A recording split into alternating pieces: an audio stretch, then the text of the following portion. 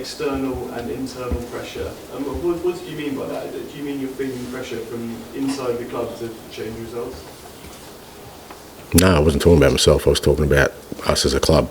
So it's always internal pressure in terms of what we've spoken about today, whether that's the fan disenchantment, and that's internal, and external is what happened last night with the decisions.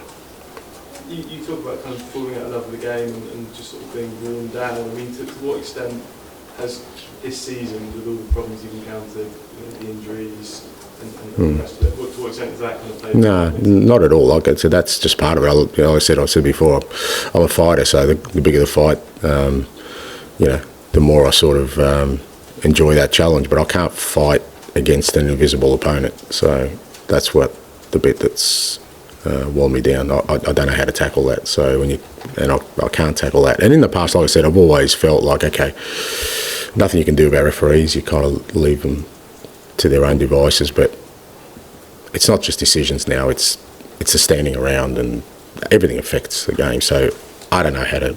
I can't conquer that. I can't. So that's the bit that's if you want to use that terminology, worn me down. In your experience, Ange, is the internal pressure and difficulty that you face at Tottenham unique? Have you ever had that at other clubs? Is it different? It's just different, yeah, for sure it's different. But I kind of knew, see, I don't speak about that because I knew that coming in. If anyone comes into this role and thinks that it's going to be a smooth ride or an easy ride, knowing the history of the club, I think don't take the role. So none of that's kind of surprising to me. I knew what I was taking on. I knew this was going to be a tough gig for sure, because there's a whole weight of things that you're trying to rail against. So so from that perspective, it is different to other clubs I've been at for sure. Other clubs have had different challenges that you can overcome, but obviously and like I said, I think a lot of it is also how the club is viewed externally. It seems like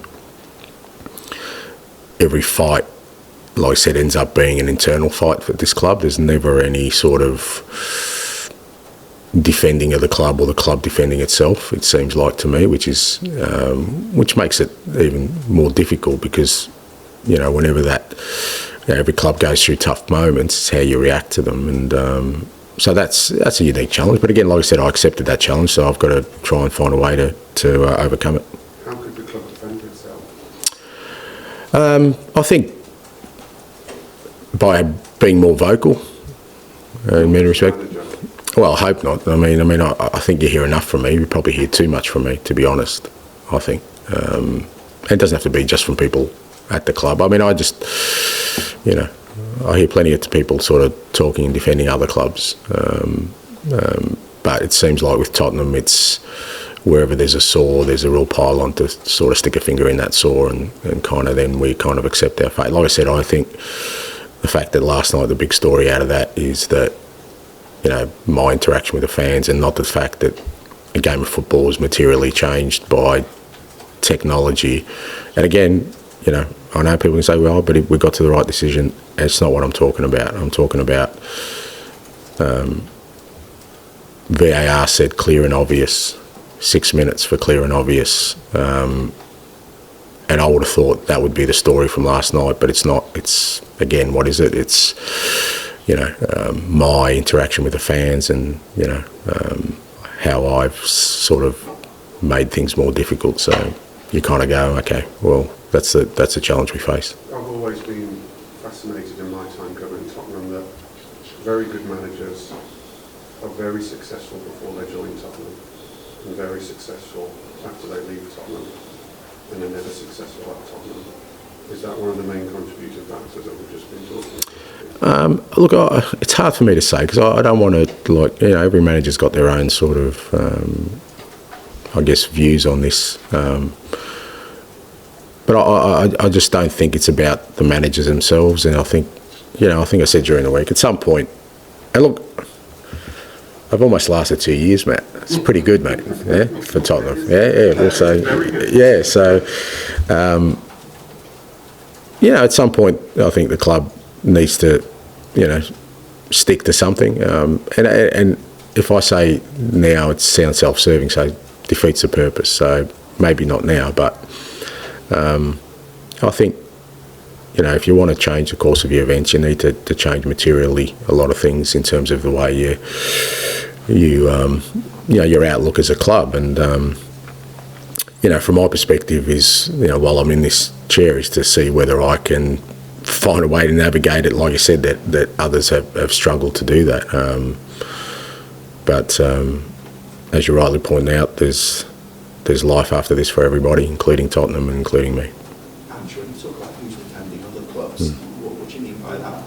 External forces who defending other clubs in similar situations? Yeah, I think whenever, I mean, I think in the time I've been here, we've had 2 decisions that have gone for us against Liverpool, and there's been a national campaign almost, you know. Who's leading this campaign? You tell me, mate. You guys know the landscape better than I do, but it seems like I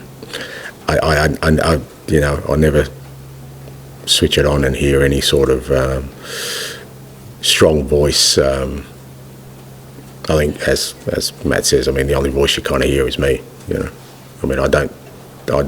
When I'm talking about sort of the bigger clubs, there seems to be a lot more voices. And not always defending, you know. You always you need scrutiny and you know,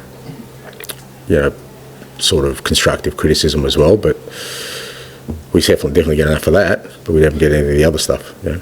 It feels like we've all heard previous managers at Spurs almost lamenting the fact that the guy sitting in that chair is the only spokesman for this football club. Obviously, it's now you, and it feels like we've heard previous managers almost feel that as a weight. Is that sort of? Yeah, but again, I think that's not an unknown. It's not like that's changed. So I knew that taking on the role. So if I wasn't prepared to accept that, then I shouldn't have taken on the role. So I took on the role. I accept that challenge. Fair to say, this year hasn't obviously worked out.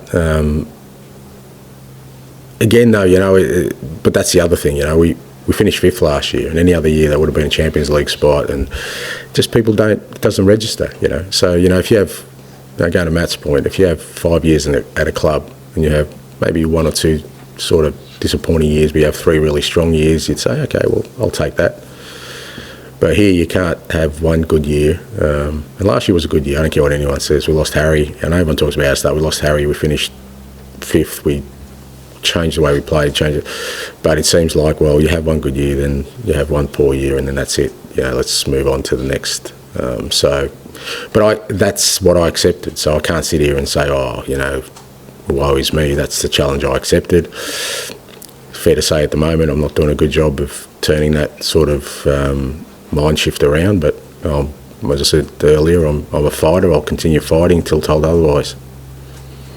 Ange, you said earlier when you have interactions with the fans that oversteps, in your opinion, you won't tolerate it, and you're old school. I think we can all appreciate that. You sort of fight that good fight, I suppose. But there have been a few moments this season because everyone's got a phone with a camera that'll come up, I'm sure you're aware of it, which from the outside feels like it only adds to your problems. I suppose the question is, why engage? Because you're always going to get supporters after defeat.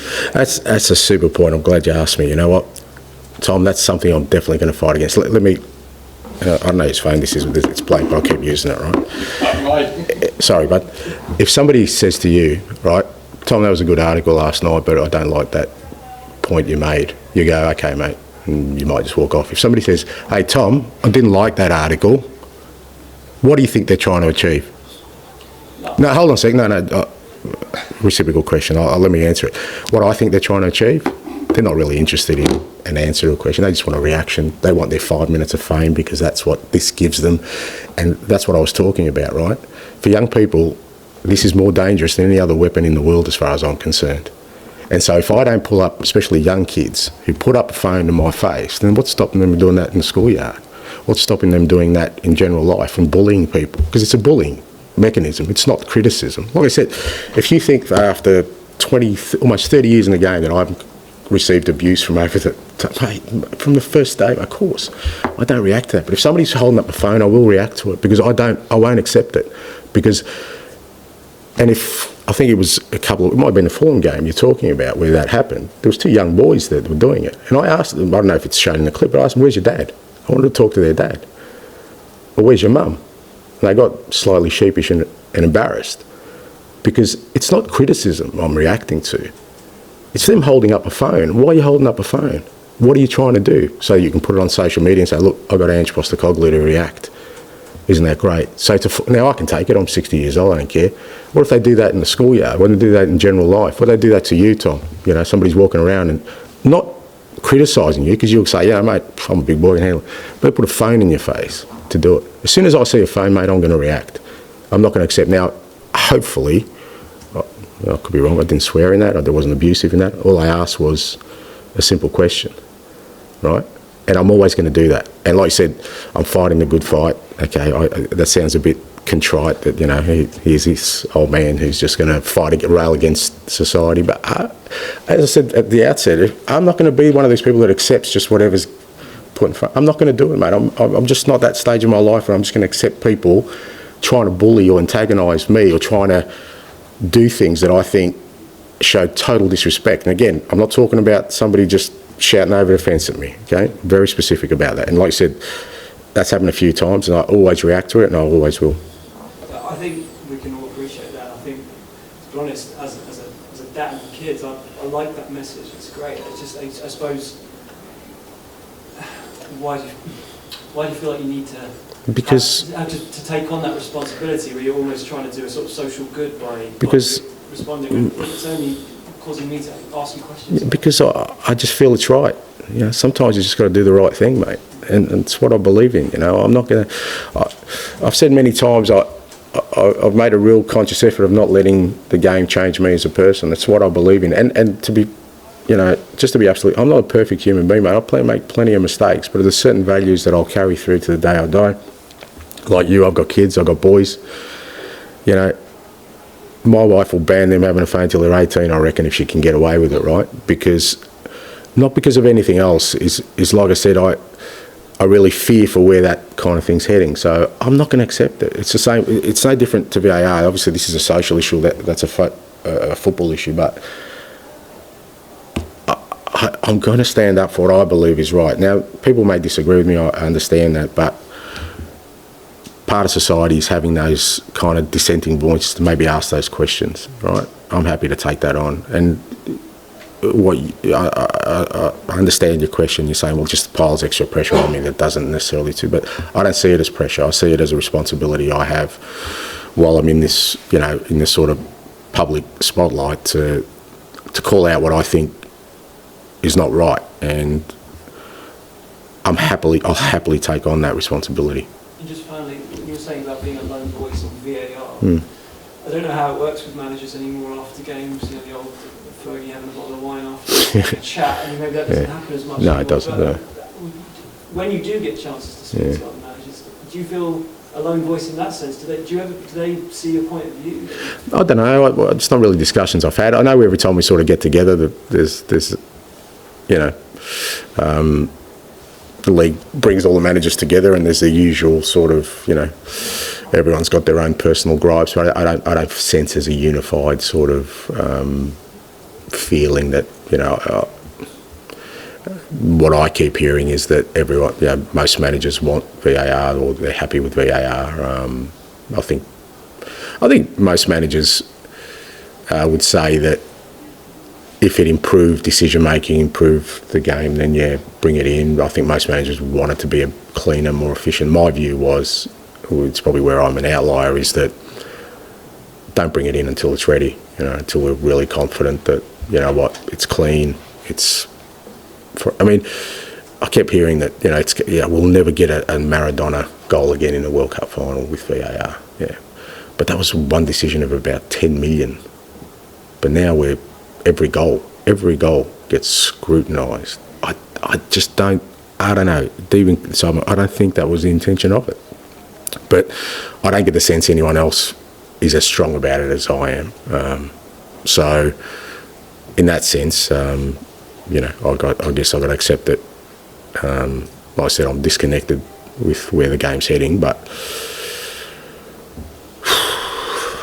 what is it? Rage against the dying light or something like that. So I'll just keep fighting, mate, till I'm told to stop. Does the trophy change everything? No, it doesn't change everything, I think. I've said before, I think for sustainable success, you still got to stick to a course of events. I think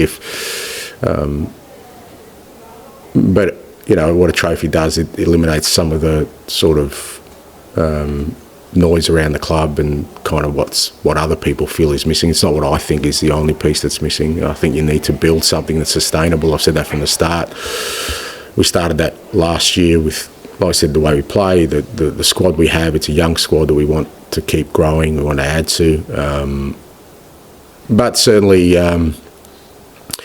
it would sort of, you know, quieten a lot of the noise, whether that's internally or externally, about, you know, what's missing at this club. The only way to quieten noise, it feels like you said, there's nothing I can say, it's got to be something. Yeah, probably. Yeah, from that point of view, you're probably right. Yeah. I don't think there's anything. I think, like I said, I mean, well into my second year, if people don't really see what I'm trying to do at this moment, I don't think they're ever going to see it. So if a trophy is the only way, then seems to be the only way. Well, okay, well, let's see if we can deliver that, and then see what happens. We're going to have to leave it there, I'm afraid. Yes.